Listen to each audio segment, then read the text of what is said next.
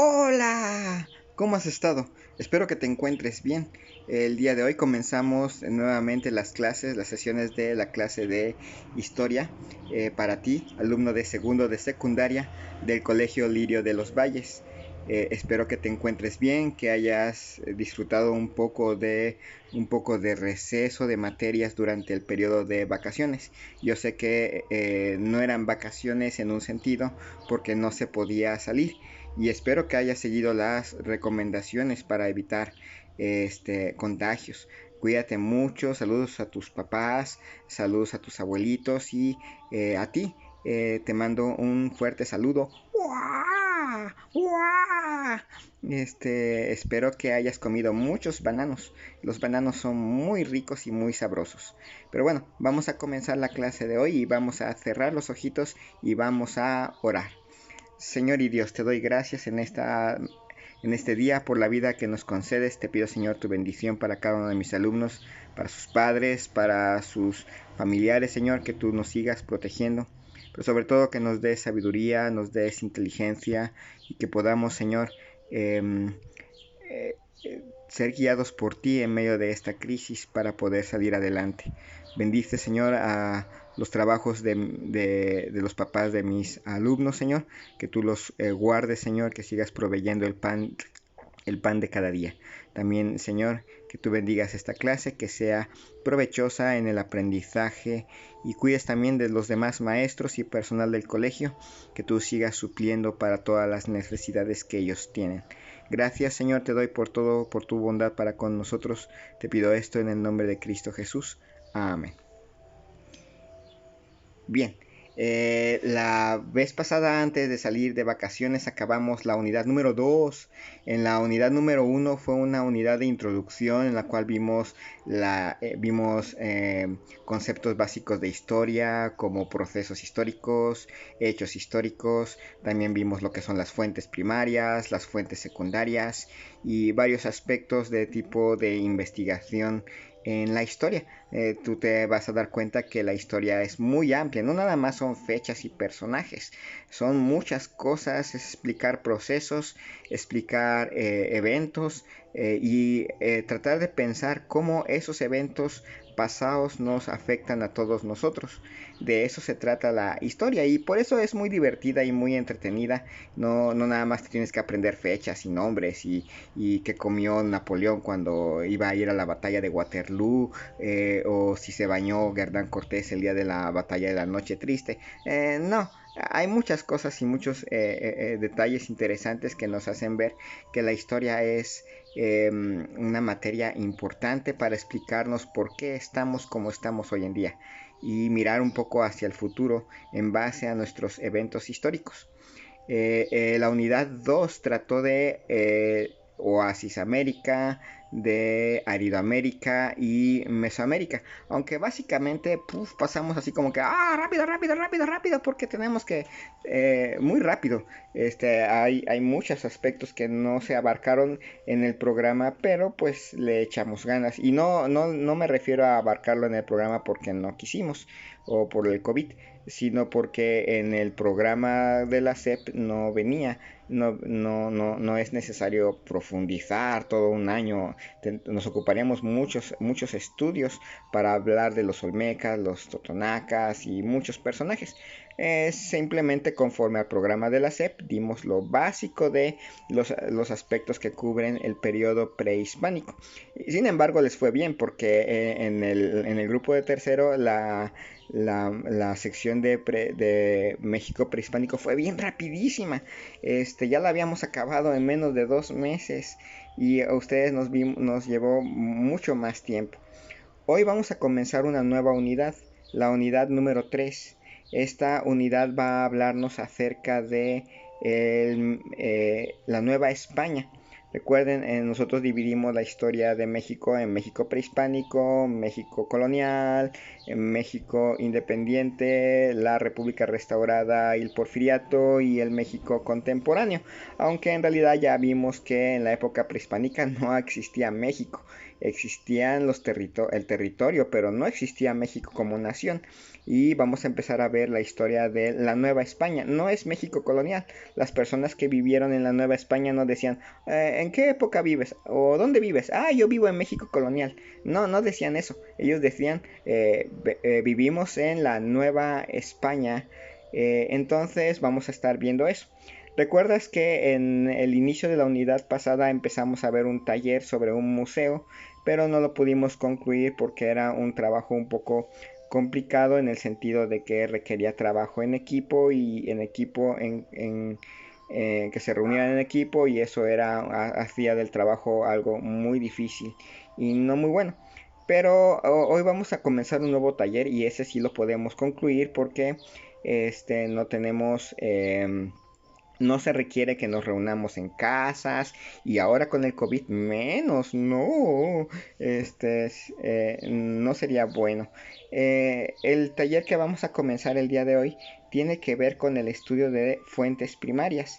¿Te acuerdas que las fuentes primarias son aquellas fuentes que se escribieron o se fotografiaron o se grabaron o se pintaron en la época en que estamos estudiando? Si hablamos de México colonial, una fuente primaria sería un documento escrito hecho en la época colonial de 1521 a 1821. Si hablamos de México revolucionario, podríamos hablar, por ejemplo, de una grabación de video de cine mudo de la época de 1910 hasta cuando terminó la revolución. Y así, eso era una fuente primaria. Para trabajar con fuentes primarias ocupamos varias ciencias o varios artes. Y en el taller que vamos a estar viendo es un taller que se llama paleografía. La paleografía es una ciencia que se encarga de estudiar las escrituras antiguas con la finalidad de poder descifrar los mensajes que se precisan en las mismas. Es una ciencia afín a varias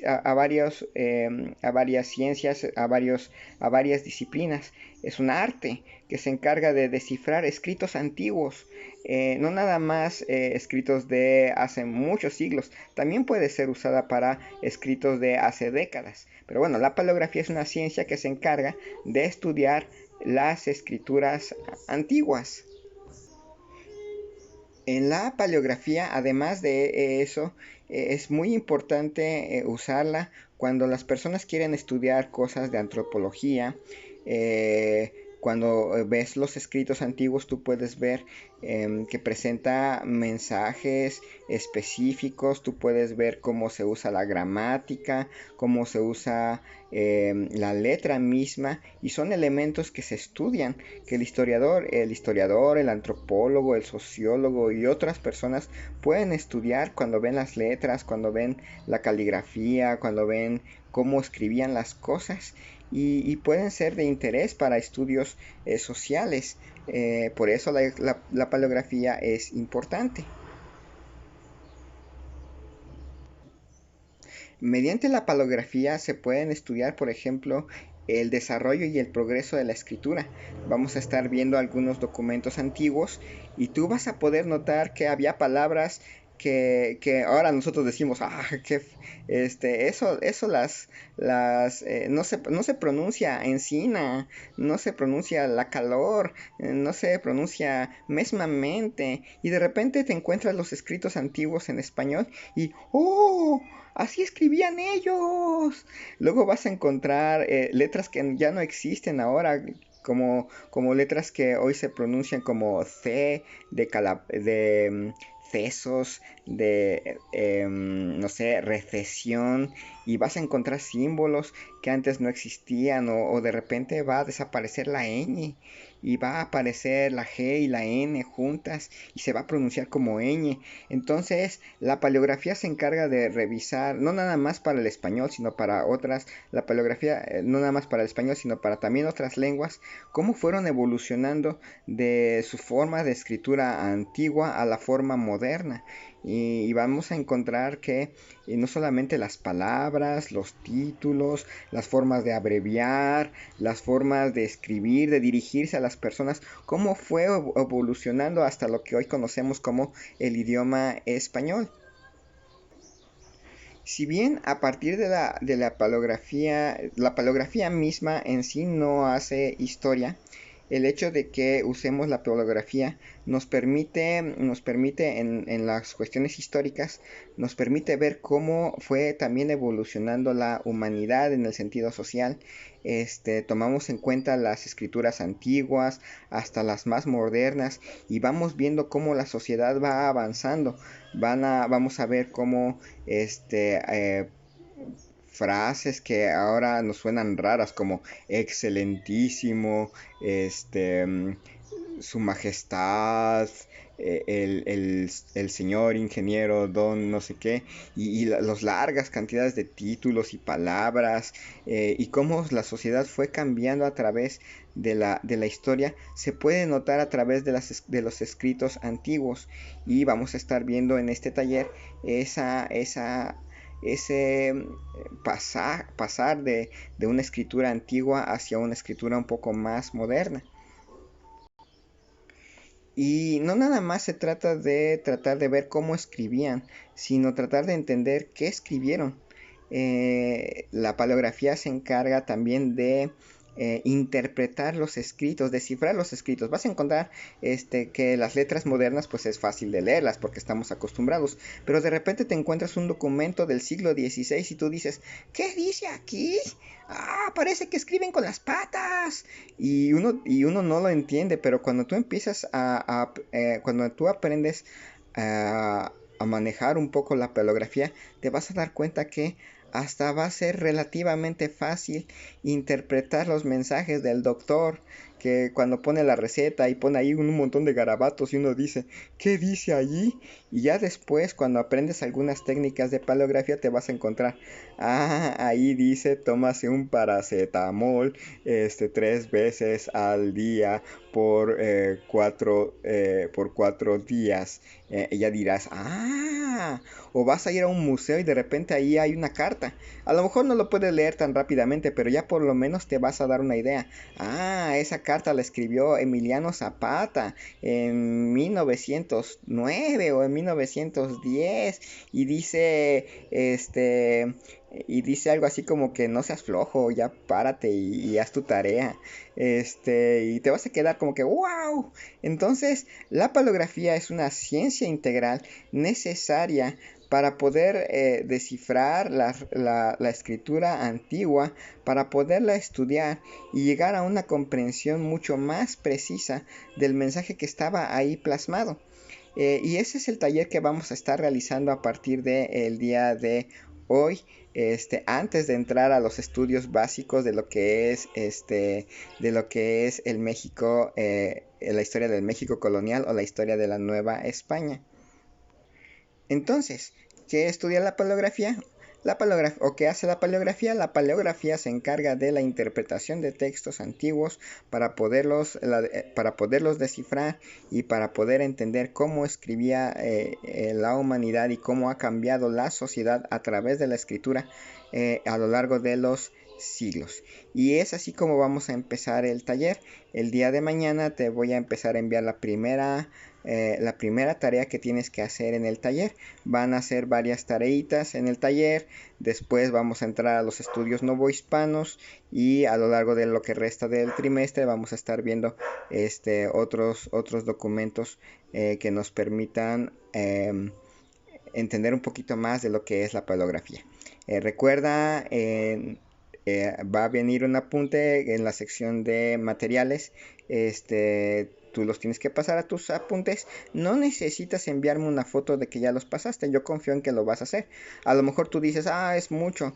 Te recomiendo que no los pierdas. A lo mejor están ahí en las clases de la en la plataforma, pero yo te recomiendo que mejor los guardes en tu celular, los descargues, los guardes en tu computadora. Si no tienes computadora, entonces sí, mejor pásalos a un cuaderno. También es bueno pasarlos a un cuaderno para que los tengas ahí y los tengas listos. Pero recuerda que al final del apunte viene un cuestionario. Ese sí me lo tienes que entregar. ese viene ya en las tareas, va a venir en la sección de tareas y me los tienes que entregar. Si no lo entregas es como si no hubieras venido a clase. Aunque tenemos que entender, y yo entiendo bastante bien que hay que ser un poco flexibles, lo cierto es que este, mm, eh, hay que apurarse a trabajar para aprender un poco más. Y échenle muchas ganas, ánimo. Los extraño mucho. El profesor Eder los extraña muchísimo. Ya extraña a los que se dormían en el salón, al que siempre se la pasaba comiendo, a los que siempre se la pasaban plática y plática y plática. Pero también extraña a los que hacían preguntas, a los que ponían atención, a los que hacían bonitos apuntes. Extraña poner su sellito. Y los extraña mucho a ustedes. Cuídense muchos, los quiere mucho el changuito y el profesor. Adiós.